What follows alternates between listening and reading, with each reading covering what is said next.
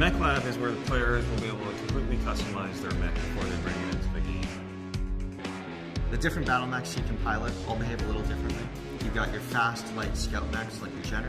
They're really quick, they can get really far, but they can't take quite as much punishment, so you have to be careful when you get hit and what kind of position you put yourself in. There's the larger ones like the Atlas, which is your big, huge weapon build. It's got like one of everything and it's impossible to kill. You got to be really aware of which type of weapons do what during the battle. Energy weapons generate large amounts of heat, and when your mech approaches critical heat levels, it will automatically shut down. When you're shut down, you cannot fire back, you cannot move, you can't do anything until it decides to power back up after cooling off. Now, this is something that you can take care of in either the Mech Lab by adding more heat sinks, or you can take advantage of our weapon groups, so you're not firing your lasers non-stop. You can actually assign lasers to different levels, so you can select when they fire, how often they fire, so you can continue a high level of damage per second without having to worry about overheating.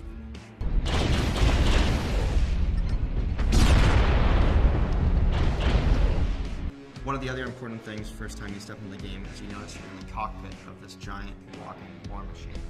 You've got your cockpit readouts on the panels, you've got your HUD showing you extra information, and you move the mech, not yourself.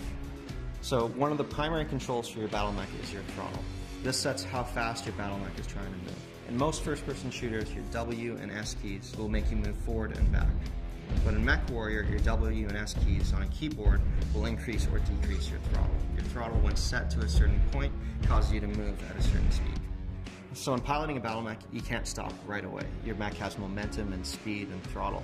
What you can do is you can zero your throttle immediately to start slowing yourself down and then go into reverse from there. Turning your battle mech is also a little different. Your look does not control what direction you move. Instead, you use on a keyboard the A and D keys to turn your mech left and right.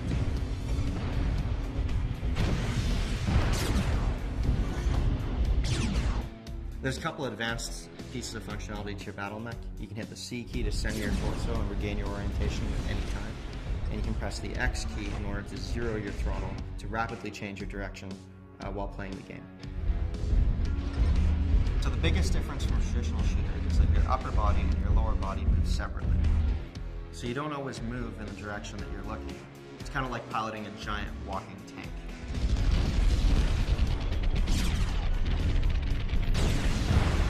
The one thing we're doing differently with MechWarrior Online that hasn't been done in any other MechWarrior games is the dual reticle aiming system. What this allows you to do is aim your torso and your arms separately from each other. On the HUD, the circle indicates where your arms are aiming, and the crosshairs indicate where your torso is aiming. The circle moves a lot faster than the crosshairs, letting you basically aim at things before your torso can actually turn to reach them.